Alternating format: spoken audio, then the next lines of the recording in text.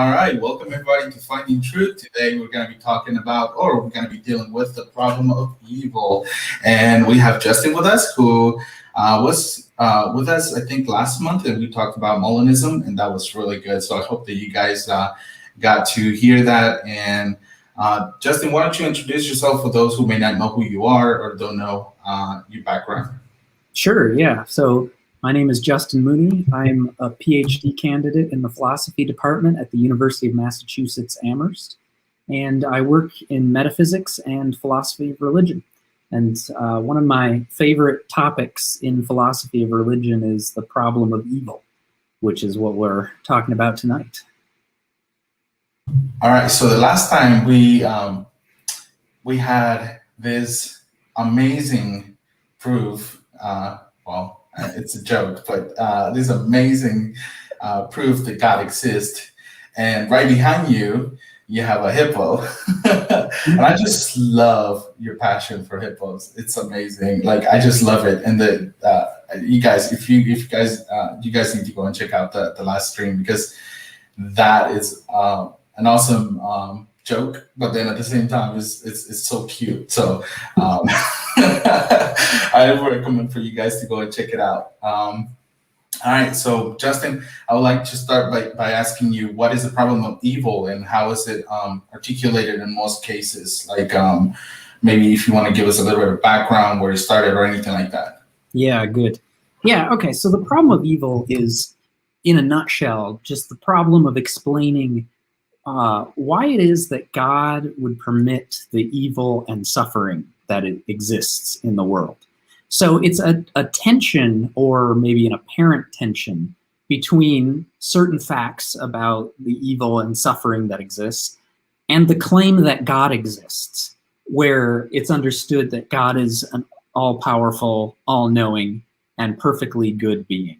And it's not too hard to see the tension, or the apparent tension here, right? So if God is all-knowing and all-powerful, then it seems like God has a pretty robust control over what happens in the world. It certainly seems like God could prevent any evil or suffering in the world that God wanted to.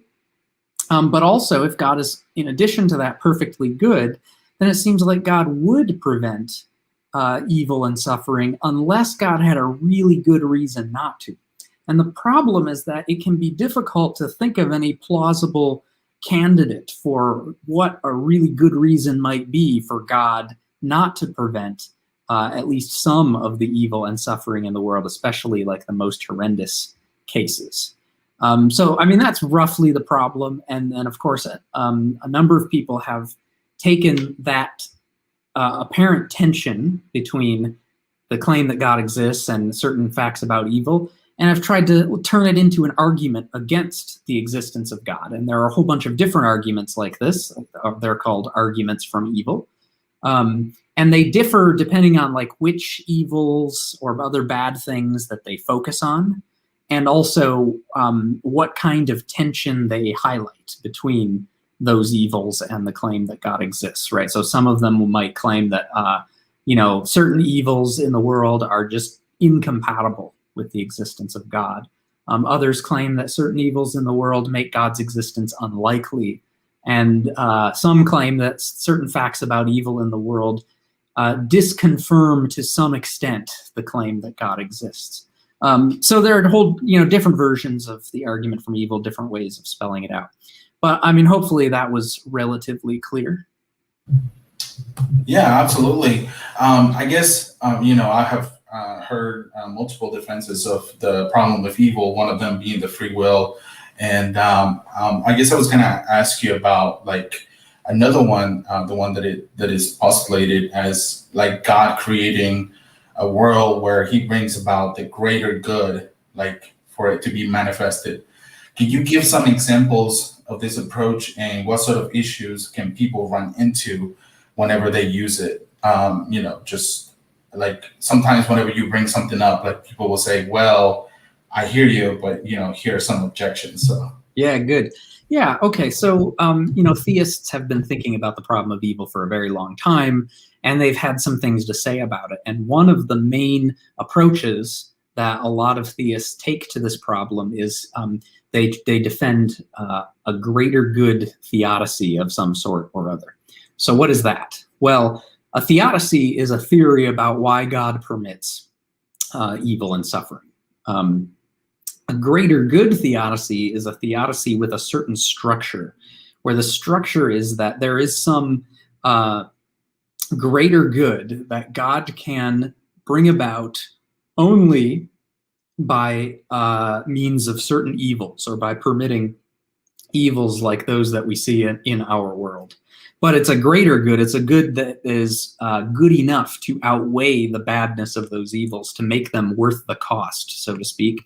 And so God permits the evil in the world for the sake of bringing about that greater good. Okay, so that's like the skeletal outline of a greater good approach to theodicy.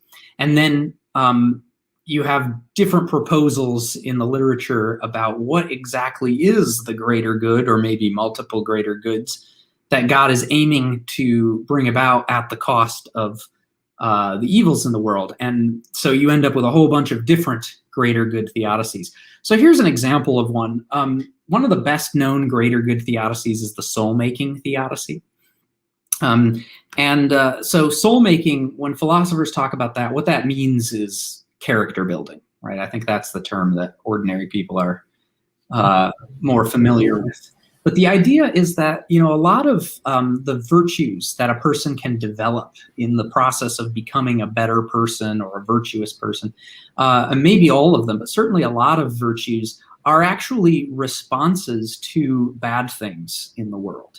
Right, so perseverance is something that it involves a response to suffering a response to like hardship and difficulty. Compassion is a response to suffering. Forgiveness is a response to wrongdoing, and so on.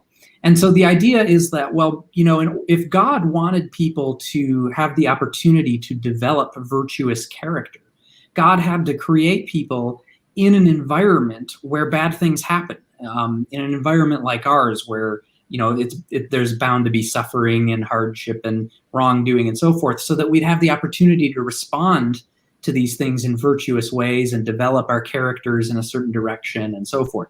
And then the thought is, according to the soul-making theodicist, that these virtues that God wants us to develop are just extremely valuable. And that they're so valuable that they're worth the cost of the suffering that is necessary for producing them. And so the soul-making theodicist says that's the greater good that God is aiming to realize at the cost of permitting the evil and suffering in the world, is this soul-making or soul-building. Okay, so that would be one example of a greater good theodicy, and one of the best known examples. And there are lots of others as well. There are best possible world theodicies and multiverse theodicies and narrative theodicies and let's see, what else? Eleanor Stump's like union with God theodicy. There are gnomic regularity theodicies having to do with the laws of nature, and it just goes on. And a lot of these, including all the ones I just listed, I think, fit the greater good theodicy sort of schema, where there's some good that's being identified, and the claim is that that good can only be achieved by permitting evil and suffering, but it's worth the cost of that evil and suffering. Okay, so that's the greater good approach to theodicy. And then you wanted me to talk about like some challenges to it, but let me pause for a second first. Was that clear? Yes, I think that was pretty clear. Cool, excellent. Okay, so let's talk about challenges to the greater good theodicy. So I actually think the most interesting challenges to greater good theodicies are challenges that have to do with deontological moral rules or constraints. Okay, so these are moral rules that restrict bringing about greater goods. Okay, now there are some philosophers who think that it's always permissible to bring about a greater good just because it is a greater good. It outweighs, whatever the cost is of bringing it about. That's what it means for it to be a greater good. But there are also a lot of philosophers who think that's not right, that actually there are moral restrictions that have the result that it's not just always permissible in any circumstance and in any way to bring about a greater good. Sometimes, you just can't do that. Or there are certain ways in which you can't do it and so forth, okay? And so one of the challenges facing greater good theodicies is they have to figure out how to sort of navigate these restrictions on bringing about greater goods. And what we're going to be talking about tonight in particular is one of these restrictions that a lot of people think is a plausible candidate for a restriction on bringing about greater goods, and it has to do with intentions. So a lot of people think that it is impermissible to intend an evil, and I'll just use evil in a very generic sense to just mean any bad thing. All right, so a lot of people think that it's impermissible to intend an evil, even as a means to bringing about a greater good. So this idea is captured in the traditional doctrine of double effect, which some people might have heard of, and roughly what the doctrine of double effect says, or what the relevant part of it right now, for our purposes right now, says, is that if you perform an action that has both a good consequence and an evil consequence, that action is permissible only if you don't intend the evil consequence. Okay, so there's this idea here then that a number of people subscribe to that just says, look, it's impermissible to intend an evil. And if that's right, that seems to create a challenge for greater good theodicies, because if you think about it, on those theodicies, it seems like God is using evils as a means to bring about greater goods. But it also seems like, well, if God is using evils as a means to bring about greater goods, then God is intending those evils. They're like part of God's plan. God is choosing them as God's mechanism for accomplishing God's goals. And so it seems like, oh, well, shoot, the greater good theodicy is going to sort of clash with this plausible idea that it's impermissible to intend evils. So that's one version of the problem. But there's actually another version of the problem as well. And that's even if you think that, yeah, sometimes it's permissible to intend evils, at least for the sake of a greater good or something like that, it might still be the case that intending an evil is an imperfection, even if it's permissible. So this is something that Mark Murphy has argued. Murphy says that an action that involves intending an evil is one that includes that evil as a success condition. So part of what it is for that action to be successfully performed is for the evil to occur. And Murphy thinks that an action which has an evil among its success conditions is, to that extent, defective. It's a less than perfect sort of action. It may not be impermissible, but it is, in some respect or other, sort of like sullied or not a perfect kind of action. And Murphy says, look, God is a perfect being, so God is only going to perform perfect actions. And so this is another reason to think that God just will not intend evils. And so once again, we run into this at least prima facie problem with the greater good theodicy, which is like, well, look, if a perfect being wouldn't intend evils, then how can it be that God uses evils as a means to bring about greater goods? Okay, so those were a couple different versions of the problem that I think we're going to be focusing on tonight for problem for greater good theodicies. Okay, so when you talk about God bringing about some good, and that good came because of evil, what kind of distinctions can we make when it comes to like thinking about bringing about good, but not intending to bring about the evil in itself? If that makes sense.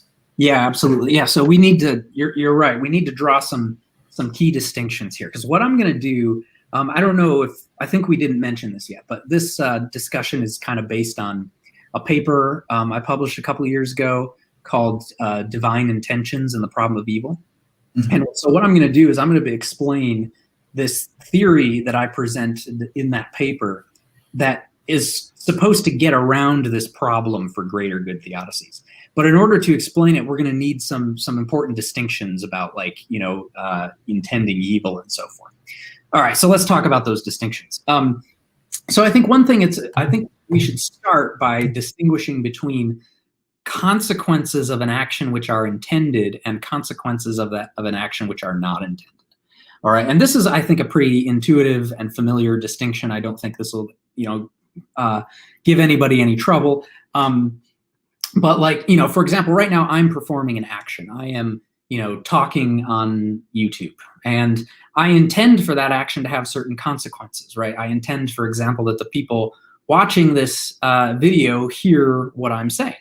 All right, so some of the consequences of this action that I'm performing are intended by me, right? That certain people hear what I'm saying. But there are also going to be consequences of this action I'm performing which I don't intend. So for example, maybe someone watching this will hear what I have to say and find it very unconvincing. Well, that would be a consequence of hearing what I have to say, right? They decide, oh, I think this person is wrong, right? So, but it's certainly not a consequence that I intend, right? I'm hoping to convince people that what I'm saying is right. So that would be a consequence of this action that I'm performing that I don't intend. And there could be all sorts of other in fact, there inevitably will be all sorts of other consequences of this that I don't intend, right? Because, all sorts of things are going to happen as a result of me giving this presentation on YouTube, right? Thoughts that people are going to have about it later, and how that's going to, affect, what they do or how they think in the future, right? There's all sorts of consequences that I'm just totally in the dark about, and so I'm certainly not intending them. I can't even foresee them. Okay, so I think that's a pretty straightforward distinction, the distinction between consequences that are intended and consequences that aren't. Here's a more controversial distinction.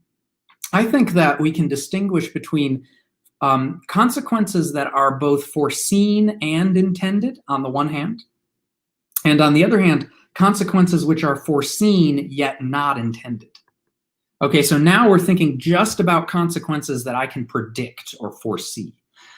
Some people think that if you know that a certain consequence is going to follow from an action that you perform, then you, in performing that action, intend that consequence. But I don't think that, and I'm not alone. A lot of philosophers don't think that. I'm on the team that says that you can know that a certain consequence is going to happen as a result of an action you're going to perform, and yet still not intend that consequence. So here are some examples, or candidate examples, of this phenomenon. So Mark Murphy gives the example of, consider someone who has a stutter. This person might know that when they speak, they are going to stutter, right? They might be able to easily predict or foresee that that's going to happen. But that doesn't mean that they intend to stutter when they perform the action of speaking. So that seems like a plausible case of where a consequence of an action is foreseen by the agent, but not intended. Another example from Mark Murphy. Suppose I'm driving and I want to change lanes, and I know that if I change lanes right now, I'm going to provoke a rude gesture from this other driver in the car next to me. All right. Well, I might very well change lanes and then provoke the rude gesture, and I totally saw that coming. I knew it was going to happen, but I don't think normally, at any rate, I don't think it would make sense to suppose that I intended to provoke that rude gesture. So this is another, I think, plausible candidate for a case where consequence of an action is foreseen by the agent but not intended by the agent. One more example of my own. Suppose I give a student a bad grade in a class. Well, I might know that in giving them that bad grade, that's going to cause them to be upset. But that doesn't mean that I intend to make them upset, right? I might regret the fact that, I have to give them this bad grade, even though it's going to make them upset. So again, I think this is another plausible case of, a consequence that's foreseen, but not intended. Okay, so that's an important distinction, the distinction between consequences that are intended and consequences that are merely foreseen, but not intended. Now, what I do in this paper that we're talking about that is, I think, new and really useful is I suggest that you can have a similar distinction when it comes to an agent's means for bringing about their ends. Just as we can distinguish between intended and merely foreseen consequences of an action, I want to suggest that we can distinguish between intended and merely foreseen means to an end. Okay, now how on earth are we going to do that, right? How can it be that, because it seems like when an agent sets out to bring about a certain end and they select their means for like how, here's how I'm going to bring that about, it certainly seems like, it's not like it's just an accident or something that they used those means, right? They chose them. So how can it be that the agent doesn't intend their own means to their own end? Well, actually, I think this is something that we do all the time when we perform basic bodily movements. Okay, so here's a basic bodily movement. I can raise my arm, right? What's going on there when I raise my arm? Well, in my mind, I form this intention to raise my arm. And the upshot of forming that intention is that my arm goes up, all right? So that was, that's an effect of the cause of me forming that intention. But there's some other stuff that happens in between me forming the intention that my arm goes up and my arm actually going up. In between, there's all this physiological stuff that happens. When I form that intention, certain things happen in my neurological structure, and then a signal of some kind is sent down my arm, and then the muscles in my arm contract, and then my arm goes up, right? So there's all this intermediate physiological stuff, a chain of physiological cause and effect that connects my intention to raise my arm to my hand going up. But here's the interesting thing about it. It seems to me that I don't intend that intermediate physiological chain of cause and effect. All right, normally I'm not thinking about it at all. And actually, for the most part, I don't even really know the details of the physiological events that connect my intention to raise my arm to the event of my arm actually going up. I don't know much about that at all. And, lots of people know even less than I do. Like, consider a 2-year-old, right? A 2-year-old can raise their arm voluntarily, no problem, but they don't know anything about the physiology. And so they don't know anything about how it is that when they form an intention to raise their arm, how that actually causes their arm to go up. So it seems like, I think in these cases, it seems like what's happening is that an agent is forming an intention that a certain event happen, that their arm go up. And that does happen by means of certain physiological events, but the agent is not intending those physiological means.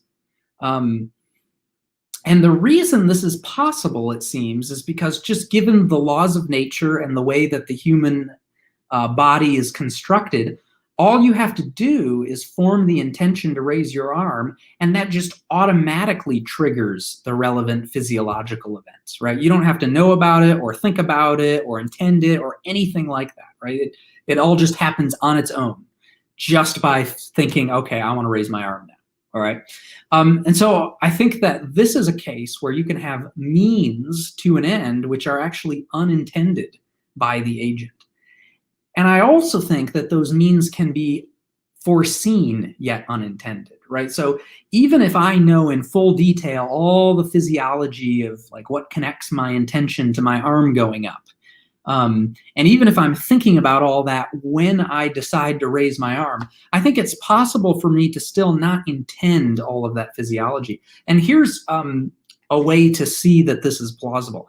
If you accept the distinction between intended and merely foreseen consequences of an action, with those examples we looked at earlier, right? Like the stutter and the driving and the bad grade.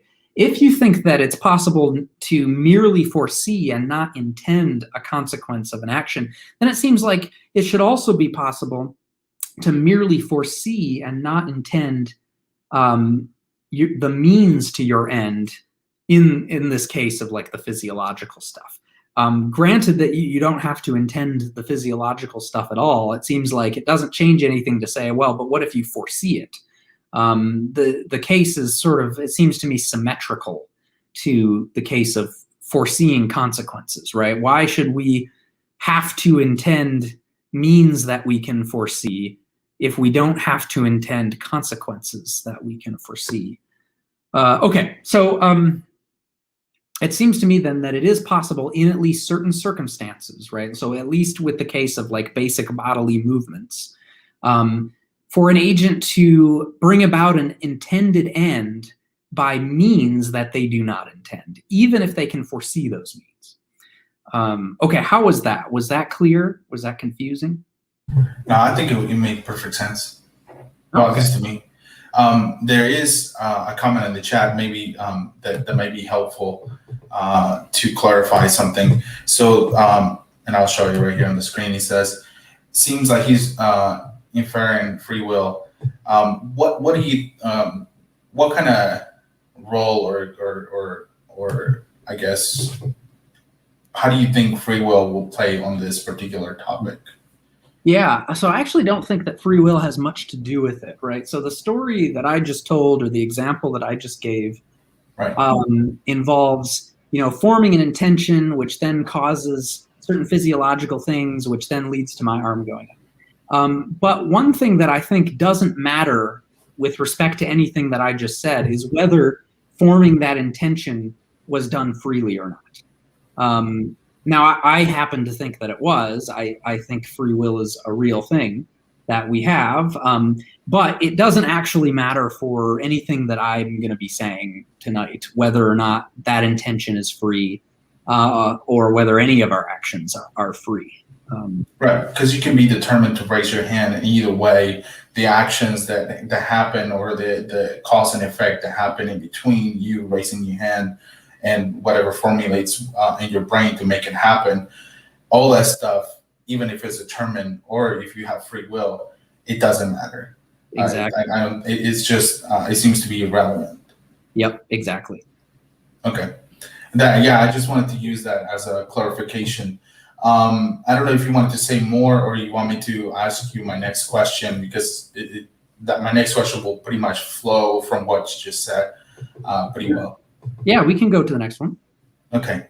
So my next question would be like, can we develop a model of providence in which God intentionally brings about good by means of evil, but where the evil is merely a foreseen thing, like something that he sees that is going to happen, or that he like, but it's not intended. Like, for example, when you raise your hand, you foresee like what's going to happen as far as like, raising your hand, but whatever happens in between, is really not intended. So can we create a model where God can do that? Yeah, good. Yes, so I think we can. And here's the bare bones of the idea. It would go like this. So I want to suggest that just like all I have to do to raise my arm is form the intention to raise my arm, similarly, if God wants to bring about a greater good, like soul making, all God has to do is form the intention that greater good is actualized. And then, just like when I intend to raise my arm, that like automatically triggers the physiological events that cause my arm to go up. Similarly, since God is omnipotent, when God forms the intention that a certain greater good is actual, that automatically triggers whatever series of events is necessary to bring about that greater good.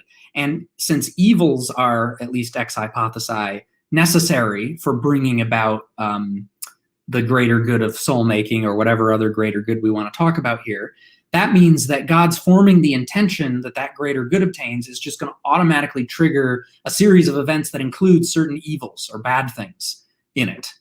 But just like I do not need to intend the physiological stuff that's caused when I form the intention to raise my hand, similarly, God does not need to intend all of the events that lead up to the greater good, which are triggered when God forms the intention that greater good obtain, and including, of special relevance, the evils that are involved in that series of events, right? So God can then intend to bring about the greater good by means of those evils without intending those evils. So that's the core idea. And then what I end up doing in the paper is spelling out in more detail a couple of different versions of this proposal that correspond to two different kinds of theories that some people like about how God controls the world. So do you want me to go there next and maybe talk about the risk-taking and risk-free distinction? Yeah, you can go ahead and let's talk about the risk-free model first, and then perhaps bring some objections or maybe things that people might feel uncomfortable with. And then how do we respond to that? And then we'll jump to the other one, which is the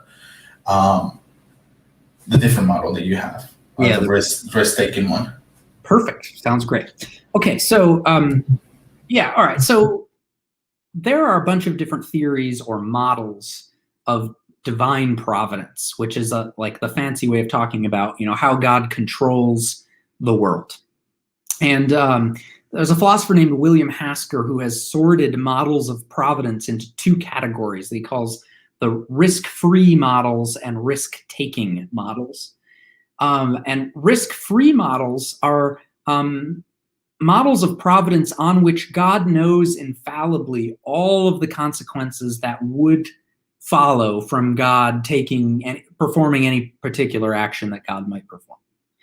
So God, on a risk-free model, it doesn't matter what God does, God knows exactly what will happen if God acts in that way. And so God is able to plan out and ordain every event in the history of the world. Whereas on risk-taking models, God does not know infallibly all the consequences that would follow from every action God performs, and so God does not ordain or plan out every detail in the history of the world.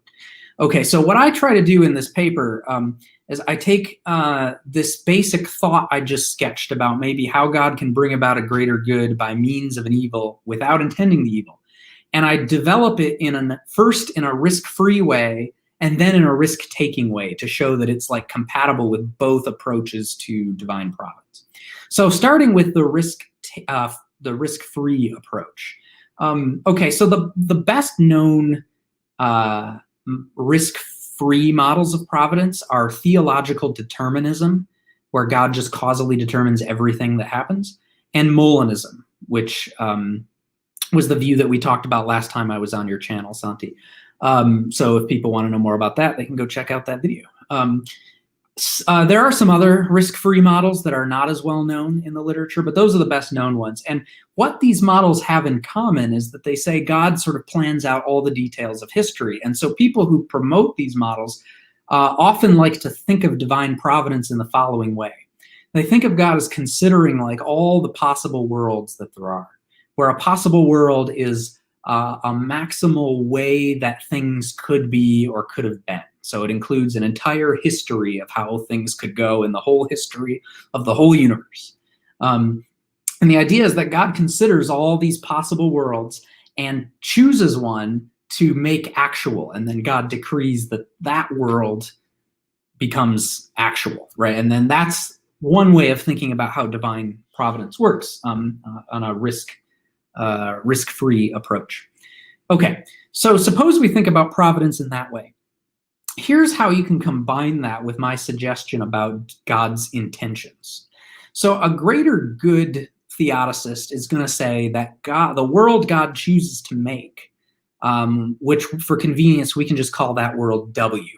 All right, so the world God chooses to make, W, is going to be a world with a greater good in it that requires certain evils.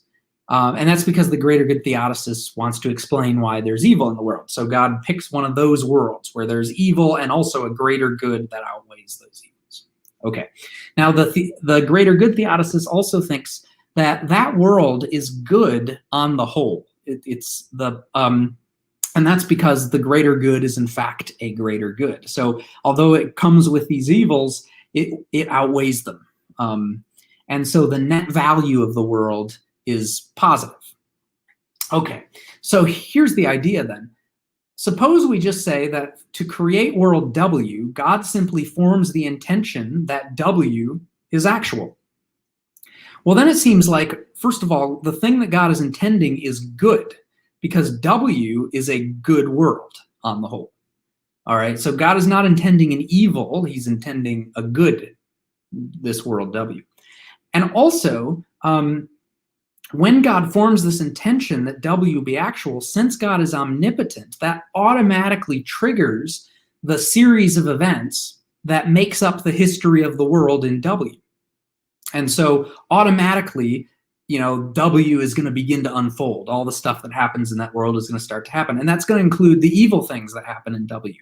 But I've already suggested that God can form that intention, right, that W obtain, without intending the series of events that's then sort of automatically triggered by God's forming that intention. So God doesn't have to intend all those individual events in W's history. And in particular, God doesn't have to intend the evils that occur in W. God simply intends W, and then all that rest of that stuff happens automatically as a result. All right, so that's the basic thought behind how you could combine my suggestion about God's intentions with a risk-free model of providence. And then I think you wanted me to talk about like objections to this view. Is that right? Yeah, like what are some of the objections that you see people bring up with this model? Yeah. How do you answer them? Yeah, good. Okay, so here's one objection that a referee raised when the paper was under review. You might think, look, what does it mean for God to intend that the world W becomes actual? Well, one way of thinking about that is that God simply intends that the proposition which describes or includes everything that happens in W, that God intends that proposition is true. Because on some views, that's what a possible world is. It's just a really long proposition that includes all of the things that happen in that world or according to that world. And so you might think, well, for God to intend that W obtains is for God to intend all the things that happen in W. And that means, it seems, that God is also going to be intending the evil things that happen in W. So how is it that God can intend W without intending the evils in W? All right, that's one kind of objection that you might have about this proposal. All right, so here's how I respond to that objection. I start with a thought experiment. All right, so imagine the following scenario, just kind of a make-believe case, right? Suppose that God gives you a choice of what life you're going to live while you're on Earth. God lays out a number of options, right? Life 1, life 2, life 3, and so on, and says you get to pick one of these lives. And whichever one you pick, I'll make sure that's the life you live while you're on Earth, okay? And so you're looking at life 1 and 2 and 3 and 4, and you're comparing them, and there's one life, let's say it's life 5, that's just clearly better than all the other lives on offer. And really, there's only one major bad thing in that life, and that is that at some point you get into a car accident and you're injured, but you eventually recover, and on the whole, life 5 is just a really good life and is clearly better than the others. So you choose life 5. You say, God, I'll take that one. I want to live life 5. Okay, now it seems to me what you do in that case is you intend or form the intention to live life 5, right? You chose that life. But it also seems to me intuitively that you do not intend to get into a car accident. I think it's more intuitive to say that what you're doing in that case is sort of tolerating or accepting the fact that that life comes with a car accident, but you don't intend necessarily to get into the car accident. And I think if you share my intuition about that case, that suggests that there is a way for somebody to intend a large state of affairs like a life or a world without intending every little part of it, which is what I want to suggest that God is doing, that God can intend the world W without intending all the little things in it like the evils and so forth. Okay. But how, you might wonder, like, okay, even if that's somewhat intuitive, and maybe it isn't, right? You might wonder, how could this be? Well, I think there are a couple of possibilities here. One possibility is we need to, let's go back to thinking about God intending W, right? The referee suggested that, this might just mean God is intending the long proposition that's just the list of all the things that happen in W. Well, there's a difference between that big proposition that lists everything that happens in W and each of the things that it lists, right? Because there's only one big long list, one big long proposition, that's W. But there are many of the things in the list. So one thing isn't many things, they're different. And so there's room there to suppose that maybe God can intend the whole proposition, the big long list, without intending the little parts that make it up. And I actually think that's right. I think that you can intend a conjunction without intending its conjuncts. But if you don't agree with that, here's another possibility. So the world W is going to satisfy some definite descriptions. Suppose, for example, that W is the best possible world, and that's why God likes it so much and wants to actualize it. Well, then here's an intention which God could perform, or could form, to bring about W. God could simply form the intention that the best possible world be actualized. Well, that, it seems to me, I think it's pretty clear, at least it seems clear to me, that God could intend that without having to intend all the events that occur in W, like all the particular evils and so forth, right? And certainly that's not the same thing, or at least I guess I think it's not the same thing as intending the conjunction of all the events that occur in W. So anyway, so I think those are a couple of ways that this could go, where you can make sense of the idea of God intending a world without intending all the parts of that world. So that's one objection and how I would respond to it. You think, should we go on to the risk-taking model, or do you want me to talk more about that one? No, I'm pretty sure. I mean, that was pretty clear to me, and it seems to me like, kind of like the way you explain the model and then the objections and how you respond to that was pretty clear. We can go ahead and just jump into the risk-taking model. Right. And we'll do the same thing. We'll talk about some objections and how to respond to them. Cool. Sounds great. All right.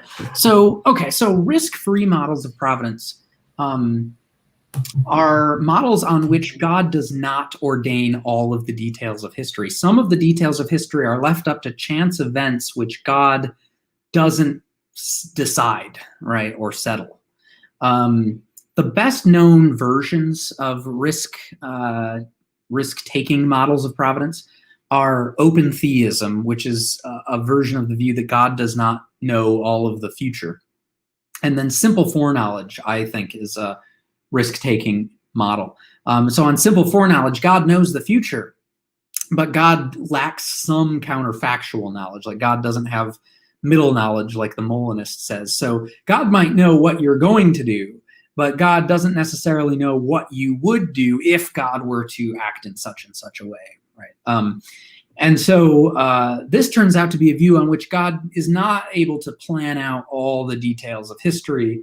And rather, some of that is left up to these undetermined actions or other events, which God leaves like scope for to just kind of play out in their own way. Okay. So on this view, then, it doesn't actually make sense to think of God as just choosing a possible world to actualize. Because if God is choosing a possible world, since a possible world is just a way that things could, a maximal way that things could be, God can, to choose a possible world is to choose everything that's going to happen in history. And God doesn't do that on a risk-taking model.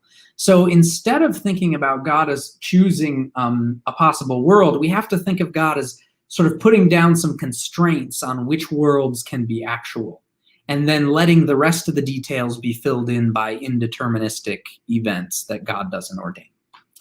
Okay, so can this view be combined with my suggestion about God intending, or God intending greater goods without intending the evils that are the means to those goods? I think it can, and here's one way that this could be done. Instead of imagining that God decrees a particular possible world, we can suppose, and I'm going to be a little bit anthropomorphic here, but suppose that God makes a list of all the worlds that God would be okay with being actual.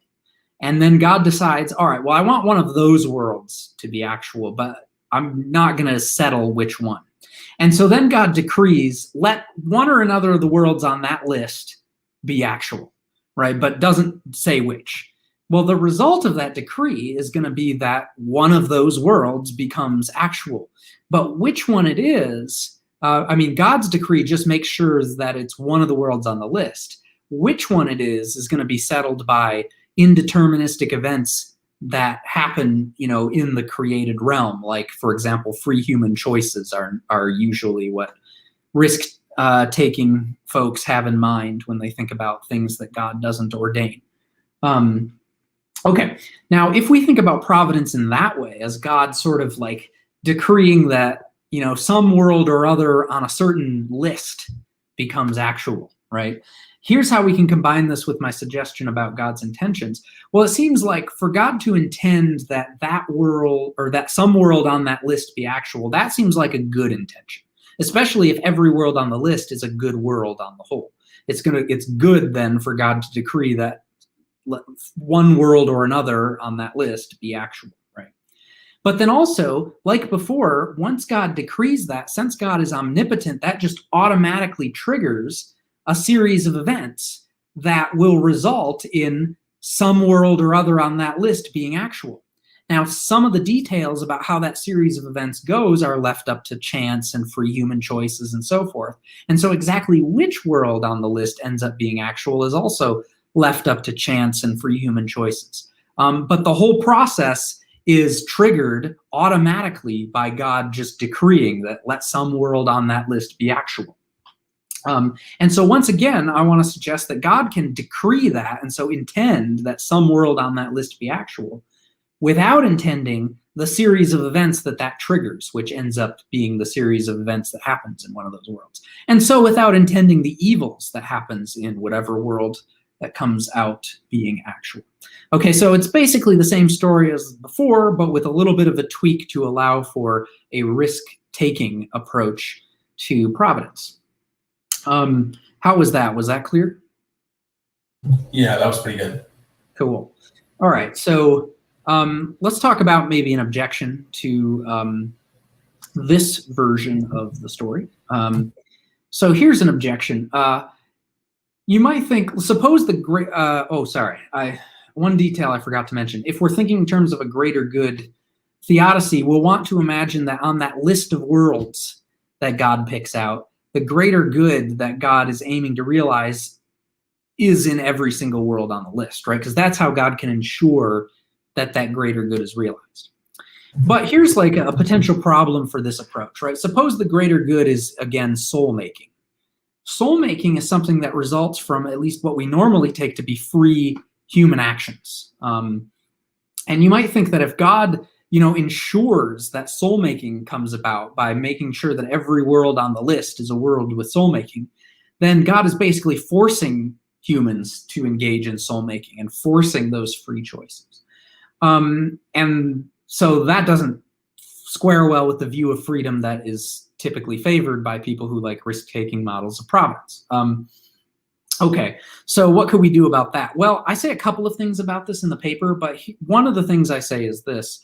We can get around this problem by just saying that instead of making every world on the list a world where soul-making results, God can just pick a list of worlds where some of them don't have soul-making, but where if God decrees, let some world or other on the list be actual, it's very likely that a world with soul-making will end up being the actual one, right? Maybe because there's like a higher proportion of those worlds on the list or something, or because the worlds that on the list that include soul-making are for some other reason just more likely to be actual or something like that, right? And that would be a way to ensure that people still have free will with respect to their soul-making. But it would still seem to have God only intending a good thing, because I think it's still plausible to say that God, in intending that some world on the list be actual, intends a good thing, since it's a decree which at least makes it very likely that the evils in the world will lead to the greater good of soul-making. And I think that actually fits with how most, maybe all, risk-taking folks think about theodicy anyway. It's like, well, as long as there's like a high enough chance that the greater good will be realized. So that's one possible objection plus a response to that view. Okay. Yeah, that was like whenever you were before you explain that extra detail. One of the things that I was going to ask you was, um, like, what if all the list that he made, the worlds, or the, like, the ideas that he had for the worlds, what if they had different outcomes, and what kind of issues can that bring about? And so that was good. Cool. Mhm. All right. Well, I don't know if you want to bring up any other objections, or if you just want to jump into Q&A really quick. I think we could probably jump to Q&A at this point. Okay. I mean, Yeah, I should say that this paper is available on my website, so if anyone wants to read more, like I talk about some more objections there, they can always go and check out the paper. Oh yeah, and one of the things that I told you was that when I was reading the whole paper, like, man, I was like, I had a hard time coming up with questions because there was just so much stuff to, like, to deal with. I was like, man, this is gonna be good, but then at the same time, it's like we could take 3 hours, 4 hours trying to unpack all of this stuff, and still have to talk about it more. So there's a lot of stuff. I think, what is it? Isn't it like 30 pages long? I think. Yeah, it probably is, because it was close to the word limit for that journal, and I think the word limit was 10,000 words or something. Yeah, so it is kind of a little bit on the longer side. Yeah, but it's good. It's really good. So you guys should definitely check it out. Do you have any resources that you would recommend for the viewers as far as like trying to understand this particular way of dealing with the problem of evil? Yeah, so Besides your paper, obviously. yeah, so yeah, that's a good question. So I was going to recommend some generic resources on the problem of evil. But maybe I can also say something specifically about like God intending evil and so forth. But starting with some generic stuff. So a really introductory level book on the problem of evil would be like C.S. Lewis's book, The Problem of Pain. Now, it's been a long time since I've read that book, and there's a lot of it that I don't remember, but it's widely read, and it's really introductory, so it's not like hard to understand or anything. And so if you're like just starting out thinking about the problem of evil and you want to learn more about it, one place you could go, you might try starting with that C.S. Lewis book. I think the next step up from that might be something like there's a 5 Views book on the problem of evil. Might be published by InterVarsity. I think it's not a Zondervan one, but it's one of those books where they get like multiple authors who disagree on a subject together, and then they kind of like argue with each other in the book. So there's a book. It's edited by James Dew, and it might be just that the subtitle is like Problem of Evil, 5 Views or something like that. But anyway, so that would be like maybe a next step up from something just very introductory. And then another step up from that would be something like the Blackwell Companion to the Problem of Evil, which collects a bunch of different essays from professional philosophers who have worked on the problem of evil, and it covers a lot of ground, a lot of the issues that philosophers have been thinking about in recent decades regarding the problem of evil. And so that's a great source, though. And some of the stuff in it won't be too hard to understand, but some of it might be a little bit more on the advanced side. So you might want a little bit of philosophical background before you try tackling that. So those are some general resources on the problem of evil. Now, on the specific issue of God intending evil, so one place you could go other than my paper is there's a book that came out. Let me see if I have it here somewhere. Here it is. So there's this book called Calvinism and the Problem of Evil that was published. When was this published? Like 10 years ago now? I don't know. Oh, not that long. 2016. And this is a collection of essays, people talking about theological determinist views in relationship to the problem of evil. And the theme of God intending evil and related things about God causing evil or being the author of evil, whatever exactly that means, comes up a lot in that particular collection of essays. And so you get, if you want to check out that book, you see a lot of different talk about that issue and a lot of different ideas pertaining to it. All right. So I have a question right here. I have two questions from Don. One of them is super chat for $10, and he's asking if evil acts exist and good can unbalance those. Wouldn't it be better to have a world where evil simply doesn't exist? To allow it seems to be intentional. Yeah, I'm not sure if I understand what is the those. Good can unbalance those. Unbalance the acts of evil. I imagine. Don, can you clarify that? If evil acts exist and good can unbalance those, I think what you mean. Go ahead. Go ahead. Well, yeah, so I'm not entirely sure what that means, but I guess one thought is the fact that God could have made a world without evil does not mean that God intends the evil that's in the world. Just like the fact that so if I raise my hand right now, right, I gave that whole story or explanation about why I think that when I raise my hand, I'm not intending some of the physiological stuff that happens that causes my hand to go up. Well, if I hadn't raised my hand, that none of that would have happened. But that doesn't mean that when I do raise my hand, I'm intending all that physiology.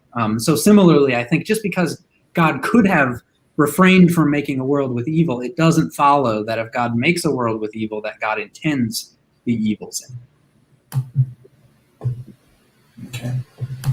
Yeah, he said you got it. Oh, cool. Yeah. So here's another one. Another question from Don. And Don, if you think that we need to clarify this a little bit more, you can let us know.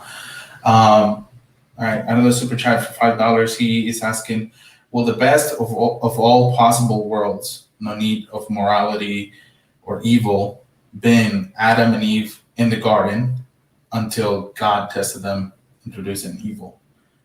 Oh, yeah. I mean, I guess it's I'm not the first thing I want to say is I don't know, right? I don't really know what makes for a best possible world or not, but I'm also very sympathetic to the view that the answer is no, right? That the idea of just having some people who are living peaceably in a paradise and never experience any hardship or suffering or do any wrong, that I think that actually it's plausible, and some people have argued that that is not actually as good of a world as worlds where you have to sort of fight your way through a temporary period of difficulty and suffering and then achieve some great, like, meaningful goods as a consequence of that. For example, soul making would be one of the popular suggestions. I actually am starting to think, though, that maybe meaningfulness itself might be have a huge role to play in theodicy, and this is an idea that I'm not original with me. I get it from some unpublished work, as far as I know, by Eric Silverman. But anyway, or Hugh McCann, for another example, thinks that defeating evil, like confronting it and then bringing about goods that involve like that evil being sort of turned inside out, so that like part of what makes a good state of affairs good is that it involved overcoming a really deep evil. You might think like, the best possible world will include goods like that, which requires that, we are not just living perpetually in paradise, but that at some point we experience evils and so forth. So anyway, there are various suggestions that some people have defended, and I think some of them are plausible, that actually, maybe the best possible world is going to be one with evils in it, though presumably not one where there's always evils, or that where the evils never end or something like that, rather than like a perpetual paradise kind of world. All right. Here's a question, but this is basically, I think Samuel was a little bit late to the whole thing. He said might have missed it, but did Justin show how theological determinists can argue that God's causally determining an evil does not equal intending it? And Samuel, before you say anything, Samuel, like that's like what the whole conversation was pretty much all about, and what his paper is all about. So if you want to give some thoughts to that, Justin, go ahead. Yeah.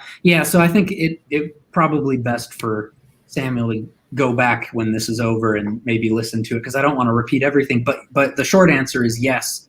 We talked about a way to combine my view about God's intentions with risk-free models of providence, and I think that everything I said there works for theological determinism, which is a kind of risk-free model of providence. And so, yes, I think that the view I laid out does show how a theological determinist can say that God causes evil without intending that evil. Yeah, that's really good. And Samuel, you, if you want to, I think I have the link in the description box for Justin's website, and you can go ahead and check out his paper where he basically breaks down all that stuff, and it's really good. But the video itself, we talked about that, and it's probably going to help you with that stuff. And yeah, I don't see any more questions though. But here's this one right here. It says, Eric Silverman, please give us a PDF. Oh yeah. Yeah, so I'll have to, I should ask him, because so he presented a paper on appealing to meaningfulness as something that has an important role to play in theodicy. He presented it at a virtual conference or a virtual colloquium I was involved in like last summer. I don't know if he's published it since then, or if he's still working on it, or what his plans are, but I could maybe reach out to him and find out about it, because I am actually curious. It's also something that I want to start working on eventually, because I love that idea, and I think that there's a lot of rich like potential for research there. Yeah. And then Samuel said I was around during that part of the interview, but I feel like it works only for Molinism and not theological determinism. Oh, okay. Yeah, no, I think it does. I mean, everything I said about the risk, I always mix these up. Everything I said about the risk-free model was stated in terms that were neutral about whether God is causally determining the world W, or whether God is weakly actualizing the world W, which is like the Molinist way of thinking about how God actualizes a world, as far as I can tell. So, I mean, you know, I would have to hear, I guess, from Samuel why he thought that it didn't work for theological determinism. But I mean, as far as I can tell, I think it does. Yeah, and I think Molinism, which is really weird because both of them are like a little bit, well, I wouldn't say a little bit, but I always like to minimize what I'm going to say. I find it interesting that view in particular, or that model, actually fits pretty well with determinism and Molinism. Yeah. Oh, yeah. Like classing them together. Like, yeah. Right. Yeah. That's just really cool. And I like that one better. So that will be the one that I will go with if I had to pick between the two. I think me too. I like the risk-free model. It seems nice and elegant to me. Mm-hmm. All right. Well, I don't see any more questions, and I think that was a really good conversation. Justin, thank you so much for sharing all this stuff with us. Guys, if you found this to be helpful, go ahead and share it with other individuals. Go and read Justin's paper. He has a lot more available in his website. So if you guys are interested in this kind of stuff, you guys can go ahead and check that out, obviously, and look at some other conversations that we had as well. Justin and I had a conversation about Molinism, but that's in the Finding Truth channel, not on the Explain International one. But anyway, Justin, do you have any final thoughts? Actually, not really. I mean, I guess, I think this is a cool subject. And so I encourage anyone who's interested in it to pursue it further, right? I mean, this is just the tip of the iceberg. There's a lot to think about. But I think I'll just leave it at that. Give me 1 second. Samuel said that he had a question. I don't know if let's give him a few seconds, see if we can send us that question right away. And guys, don't forget to like, share, and subscribe if you haven't subscribed yet. And Justin, why don't we talk about your hippo? Why do you have a hippo behind you? Yeah, so this is a cardboard cutout of the hippo that my brother got me a few years ago for Christmas. And then when COVID started, I just started using it as my Zoom background. But yeah, I love hippos. So people give me hippo related items all the time. This one's name is Homer, by the way. Awesome. All right, so we got his question. All right. On theological determinism, does God not have to intend the evil intentions of creatures in order to produce some evils that would bring about some greater goods?